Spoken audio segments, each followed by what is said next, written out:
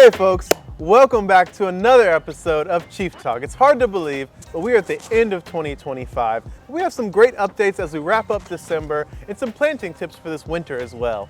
Getting it started. In December, we partnered with the UTSA Architecture Program, where they helped design a master plan as well as render some of our facilities. If you didn't know, approximately 1 year ago, we purchased our property here on the east side of San Antonio.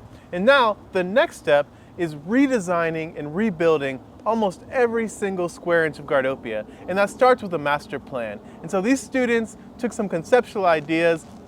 They did site visits to Gardopia East as well as our future West Side property and came up with some immaculate designs to really expand our minds of what Gardopia can look like into the future. And of course, we have to give a big shout out to HEB, to Frost Bank, to the Kelso Foundation, and many other organizations, including the San Antonio Area Foundation, who have invested in our capital campaign and are going to allow us to rebuild this space. In addition to working with UTSA, we also hosted our 5th Food and Nature Education Conference, which Dominic will talk about in a minute.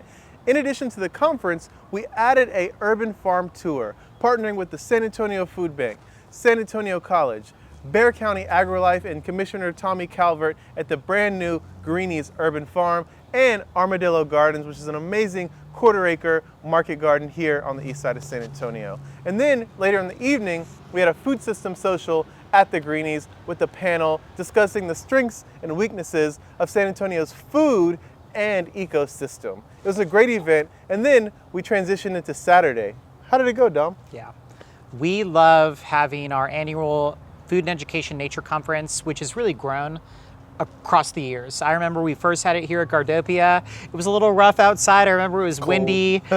We had the heaters going on, and even the projector flew forward, and golly. So it's grown from Gardopia to where we host it at Trinity University, and the facilities there are just incredible. To be able to come from one track many years ago to now having 3 tracks where people can learn about agriculture and best practices in building gardens and sustainability. They can learn about health and nutrition. They can learn about education. Whatever you're interested in the realm of urban ag, it's there for you. And what I love about this is that we've grown the repertoire of speakers to having over 30 speakers. That's really amazing. Mm-hmm. So I learned a lot just watching and hearing the great systems that are at play and the great presenters that are all across Bexar County, and just hearing from the local practitioners in this work is always awesome to see. And I have to give a big shout out to HEB because, and also Stonegate Pharmacy, Trinity University, and the Spurs. Conferences are really expensive and they cost a lot of money for people to attend. And so Gardopia is unique in the fact that you can attend at no cost. I don't know very many conferences that have no cost attendance, but one of the barriers for people to attending is that it's so expensive and I had to pay $500 or $1,000 to go attend a conference. We and our supporters understand that eliminating those barriers is so valuable.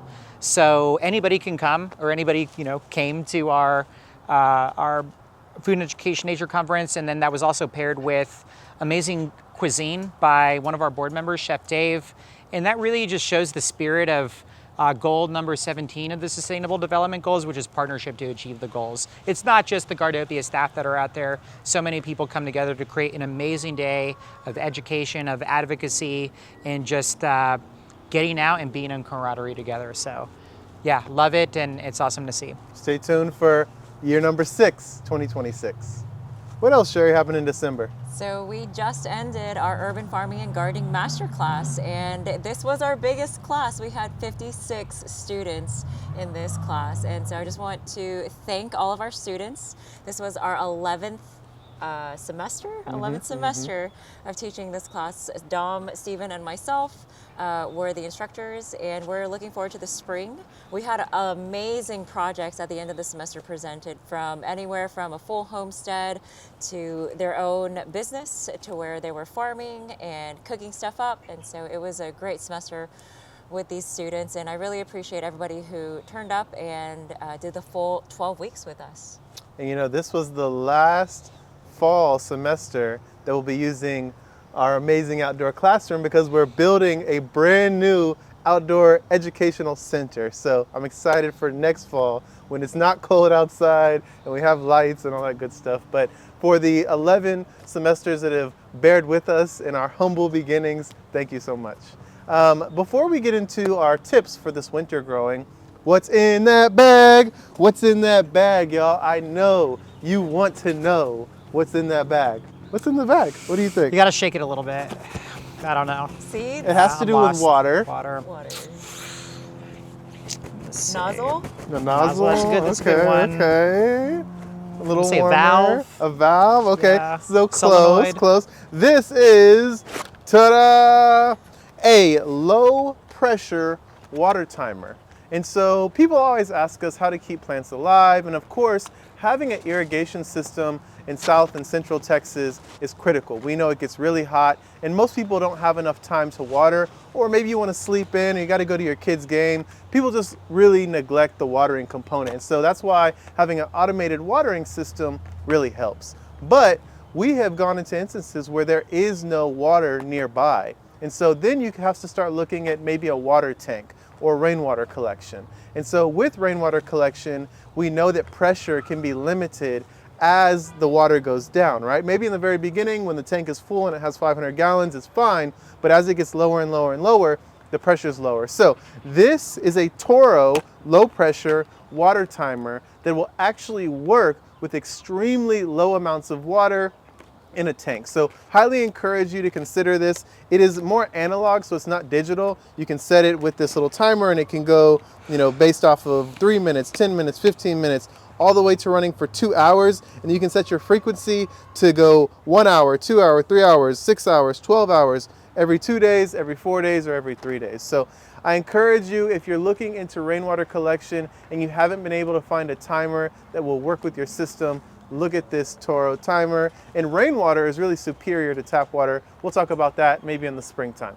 So as we are in winter or approaching winter, what are some tips you got for us, Sherry? All right, I want to encourage everybody to go outside and plant your leafy greens, plant your winter crops, right? Go ahead and get those herbs in the ground. I know it may freeze in January or February, maybe even this month. However, I'm sure Stephen will talk about how to cover up those guys.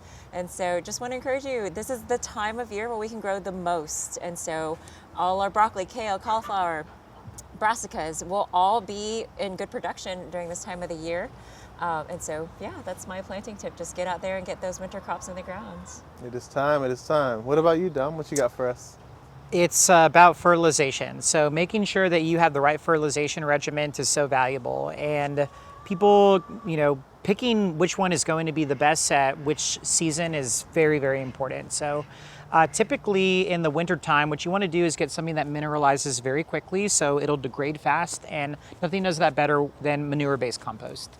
So you put water on manure-based compost, and it's readily available to the soil, and that's good because if you use more like alfalfa-based compost, those take a little bit longer to degrade, and those mycorrhizal, those are really effective during the warmer climates, but in the cold time, really relying on the aqueous breakdown of these manure-based fertilizers is going to make your soil have the fertility it needs to get those leafy greens popping during the time. So yeah, whether it's chicken manure, just any type of manure-based, I would say put it in the ground, and should keep you healthy all the way through April, when things start to get a little bit warmer and our microbes are waking up and breaking things down for us. Okay, fertilization is key, right? We got to give nutrition to our plants. My tip is related slightly to Sherry's, is getting ready for the colder weather. I've been looking at my forecast. I look at it almost religiously, and it looks like we're going to be able to wear shorts and tank tops around Christmas. But you never know when a cold front may come in, and so it could happen around New Year's. It could happen in early January. Usually we're going to get 1 to 2 in January, 1 to 2 in February. And you don't want to get caught not ready, because when that cold front comes in and it's 6 o'clock at night, you're probably not going to want to go to Lowe's or go to Home Depot, get the Agribon, get the stakes, get everything you need to be able to keep your plants alive. So now's the time to start preparing. You can purchase like blankets, right? Things that are made specifically to cover your plants, or you can get sheets or comforters as well. Really helps. Keep a couple of bags of mulch with you. So usually I'm going to cover my plants with mulch as much as possible. I'm going to water them down, and then I'm going to cover them, okay? So just start the process of getting everything you need, because when that cold front sneaks up on us, you are gonna be ready to keep your plants alive, because a lot of the crops that Sherry talked about can take down into the mid to low 20s, right? But we know we can get into the teens sometimes. And so usually what can survive the teens are kale, Brussels, and collards. But the cabbage and the broccoli and other items, they might die on you. And so if you're putting all this time and energy and investment into growing a winter crop, you don't want to let it die. So good luck growing this winter, y'all. Happy New Year's, happy holidays. Hopefully we'll see you in 2026. And don't forget to subscribe to our newsletter, follow us on social media, go to our website. If you have any questions, you can always give us a call. Till next time, peace.